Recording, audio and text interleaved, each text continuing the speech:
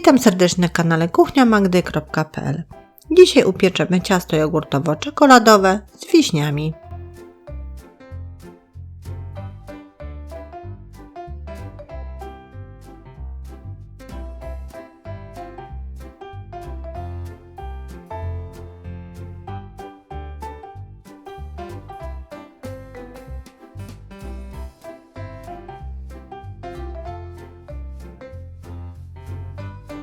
Żeby takie cudo upiec, potrzebujemy następujących produktów: 300 g mąki pszennej tortowej, 350 g jogurtu naturalnego, 2 całych jajek, 170 g cukru, 120 ml oleju rzepakowego, 2 łyżek kakao, 1 łyżeczki proszku do pieczenia, 1 łyżeczki sody oczyszczonej, 450 g wiśni wydrylowanych oraz 1 czekolady mlecznej lub deserowej.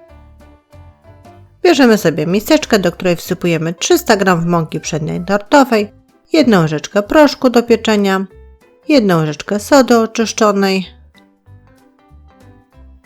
2 łyżki kakao i produkty sypkie mieszamy ze sobą.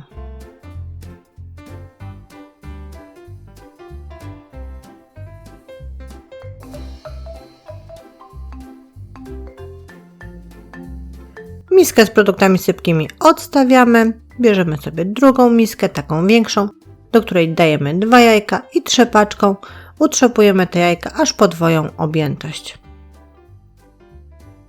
Wtedy możemy dodać 170 g cukru i nadal trzepaczką mieszamy, aż jajka zmienią kolor na taki jaśniejszy.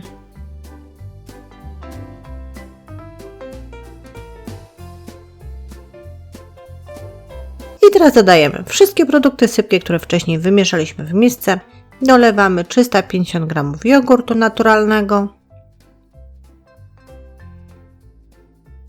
120 ml oleju rzepakowego i łyżką, np. drewnianą, wszystko ze sobą bardzo dokładnie mieszamy.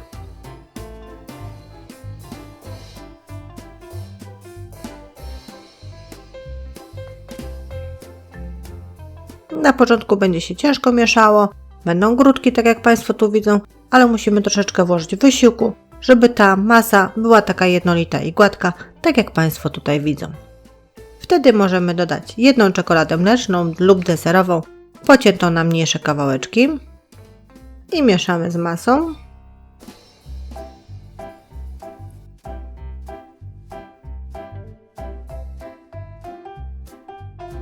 A następnie dajemy 450 g wiśni wydrylowanych. Do wiśni dosypujemy 2 łyżki mąki i dokładnie te wiśnie obtaczamy w mące. To zapobiegnie, żeby wiśnie później nam nie opadły w cieście na sam spód. Do ciasta możemy użyć wiśni z kompotu, mrożonych, świeżych, jakie Państwo tam będą mieli pod ręką. Oczywiście wiśnie musimy dobrze wymieszać z masą.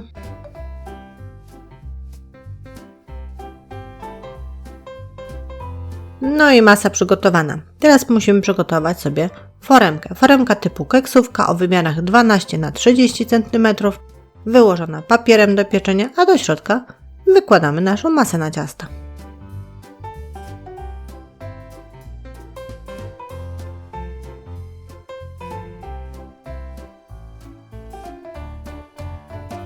Masę, jeżeli zaistnieje taka potrzeba, możemy równomiernie rozłożyć.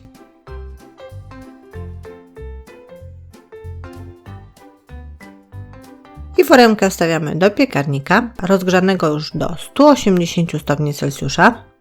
Używając grzałek góra i dół, pieczemy ciasto około 70 minut.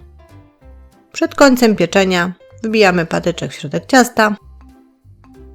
Jeżeli patyczek jest suchy i czysty, tak jak w naszym wypadku, to znaczy, że ciasto się upiekło.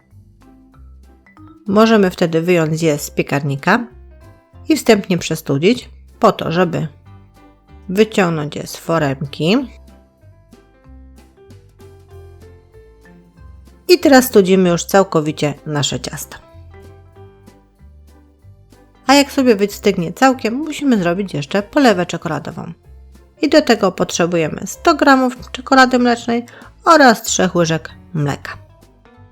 W kąpieli wodnej rozpuszczamy czekoladę łącząc z mlekiem doprowadzamy do tego, żeby była to polewa jednolita, taka gładziutka i jeszcze gorącą polewą, tak jak tu Państwo widzą, oblepiamy nasze ciasto. Najpierw z góry, a później również oblepiamy tą polewą boki.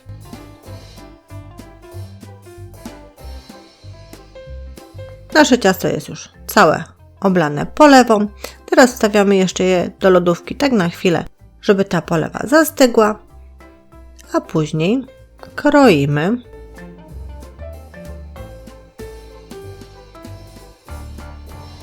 Cieszymy oko pięknym ciastem czekoladowym z wiśniami. No i oczywiście jemy. Żegnam się z Państwem, zapraszam na kolejne przepisy i porady na kuchniamagdy.pl.